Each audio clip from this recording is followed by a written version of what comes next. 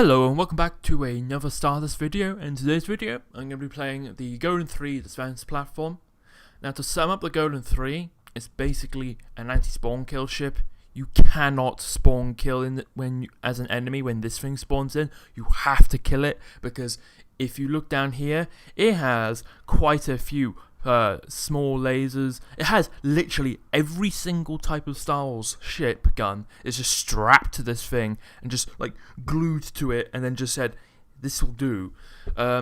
During the buff, the September patch, they've upped the health and they gave it missiles, more missiles, particularly diamond boron missiles, which are really quick missiles and do a lot of damage. So this thing can counter smaller ships. It can also be used as a fleet support now, like an actual fleet support, because you have hybrid small lasers which you can turn on for PD, or PD stands for point defense. And then you also have a new thing which is to heal ships. That is the Imperial Industrial Repair Station. You have 4 of them. This is about you do about 1,000 health per second, healing health, so you can heal your own teammates, and you have decent point defense when you rector in the small hybrid lasers, and it has decent health. It has 90,000 shields and 250,000 health. Most of the time, this means if you're getting sniped by a Moncton, they're only going to take out like 90k of your health, and then by the time they get down to your when they've taken out your shields and they're going down to 250k health, they're not going to go through that. And by the time they've done that, your missiles have reloaded and you've fired and you've killed them. The same thing if it's a Viri that is firing you. The one downside with this ship is it doesn't have a lot of like fighters and bombers, so it can get overwhelmed. It's the hybrid lasers are good for support, but it's not the best when it's by itself. If it's getting attacked by a max tier carrier like an APOC or a consolidator, it cannot defend against something like that. It's just too much to defend from. But if it's wedged between a bunch of teammates and acting as fleet support, then it's very overpowered.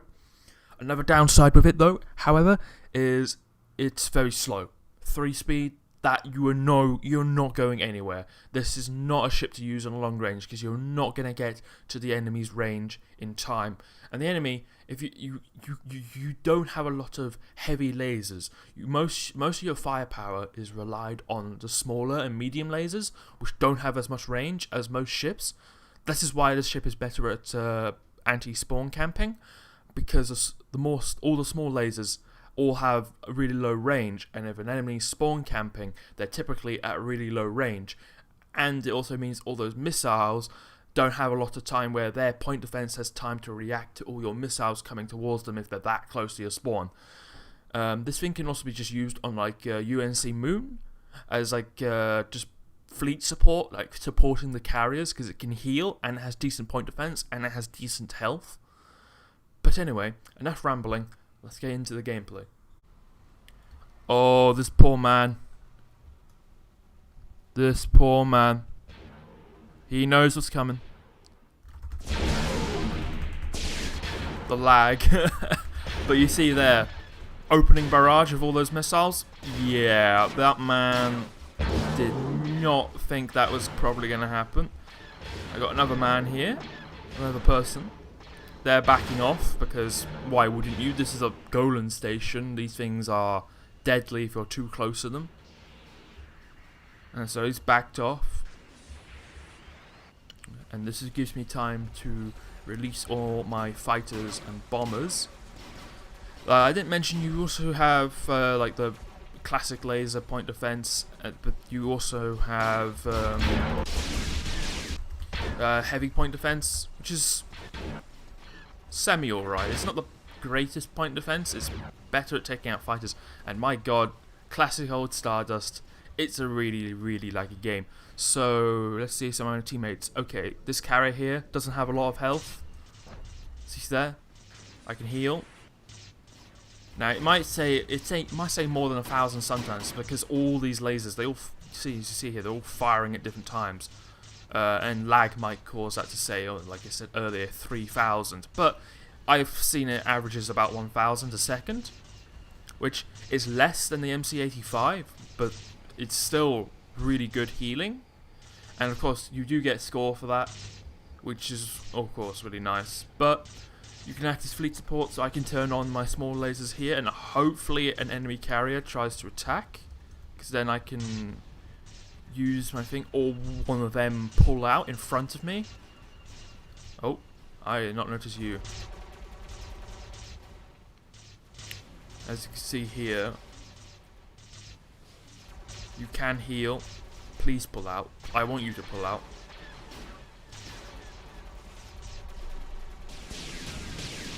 Okay. Hopefully those missiles do something. I think they will.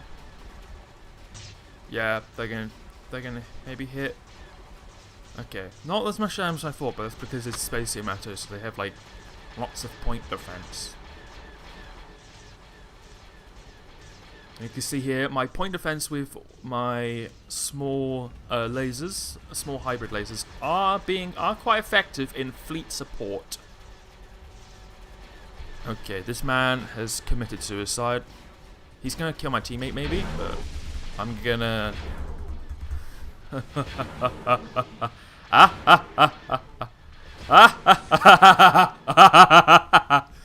Yes. That small tier 3 ship had no idea what he was about to walk into. Oh. Oh. The lag. The lag.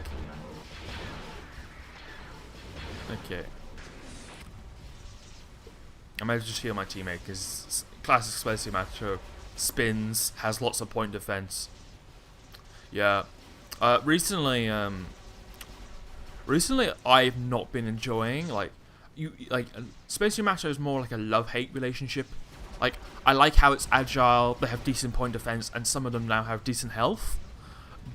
But for other ships, I find that really annoying because, like, alright, some of the new, is it like UN, I can't remember the ships. I swear there's like a UNC for like fucking Halo, and there is one for Space Macho. It doesn't really matter. The point is, what I'm making here is, a lot of those new ships, they have decent point defense, decent agility and speed, and then they also can just decent speed and mobility, and they have decent point defense.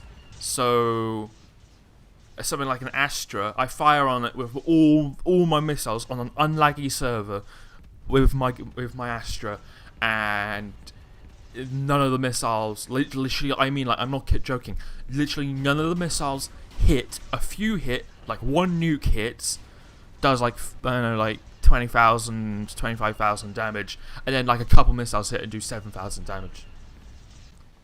Like I remember the argument was, oh, but they're meant to be like agile and whatnot. Yeah, agile doesn't mean you have like 100,000 health, and you have a point defense to counter everything. Like, come on.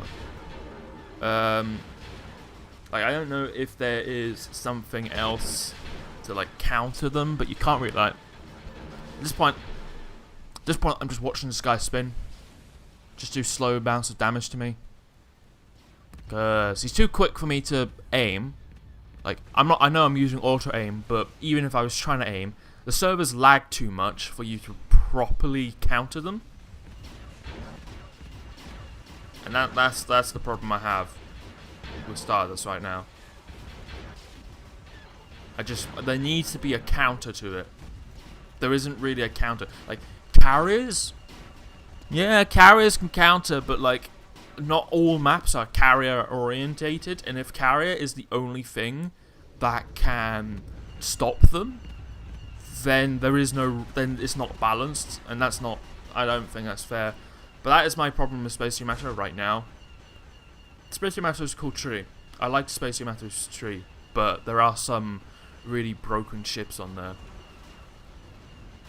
And I know I'm saying that as a Star Wars main, but like I've recently started playing Space Yamato, and as I've started recently playing, started getting into it a bit more. I've realised, holy shit, this stuff is overpowered. How have I not noticed this beforehand? But anyway, I think what I'm going to do now in my Space Yamato, because we've got an Asuka here, so the chances are of the enemy from killing us is very, very, very slim. Oh, Providence. Providence. Who's he going after? Me? Fine, fair enough. I don't mind. He'll get me down to my health, but like he'll get me down to my he'll take out my shield, but it doesn't matter because I'm gonna kill him. So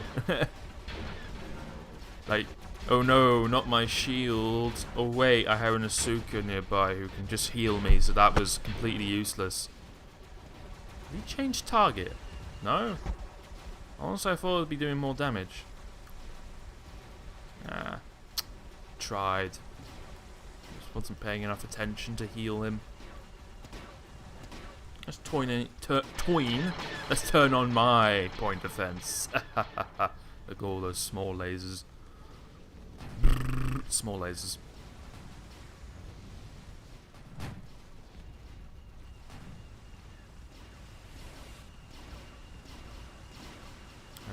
I just want to kill one of these Space Yamato ships, honestly. I think what I'm going to do is I'm going to make it so only the very, very, very top of my ship looks over here.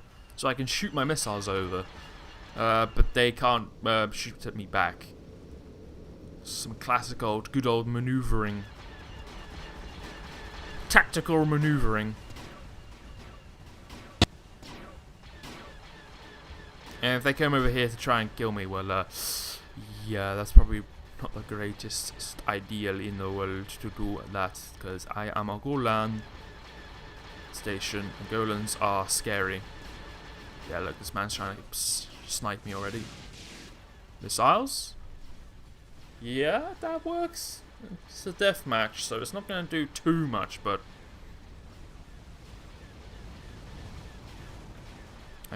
I don't know. I don't know if I'm being attacked by something. I thought I was. Oh. There's a man. There's a guy. Last 40 seconds.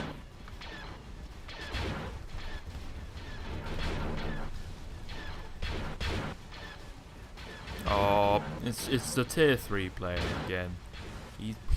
They want to commit suicide apparently. Well, I see you, sir. The last 15 seconds, the last hurrah, the last charge. Die! Oh god, that's so laggy. It's classic on Stardust. The game's about to end. Meh. Alright. To sum up this ship, you see there, a million score. Brilliant. It's a really good fleet support. I do not recommend playing on like a map of High Charity or either. You're going, or like Grey Valley Universe. Basically any map which is longer than 37 kilometers, just do not play. Do not play that. You will die. Unless there is like clear cover that you can obviously get to. High Charity has cover, but you're not going to get to that cover in time because you're dead ass slow. So I don't recommend playing on any long range map. This ship has a plethora of other ships behind it. You have the Golan 1, Golan 3, Golan 2, then the Golan 3, which is the last end of the line. The Golan 1 at its tier is a very overpowered ship. It has decent health and it has decent amounts of damage. And the Golan 3, it's mediocre. It gets targeted quite a lot because it's quite big compared to other tier 3 ships. And it has decent health and it has decent firepower. I haven't played it since its September patch, so this is going off knowledge from beforehand, but I recall it wasn't the greatest Golan station. I typically preferred the Golan 1 at low tier. At mid tier, the Golan 3 didn't do that well, and the Golan 2, didn't do that well, and then the Golan 3 at tier 5 at short range did really well. Long range, it sucks. But anyway, that is the end of this video. If you liked this video, please subscribe to me. It helps a lot. And like the video. The more you like the video, the more people see the video, and the more I grow, and the more I feel motivated to keep recording videos.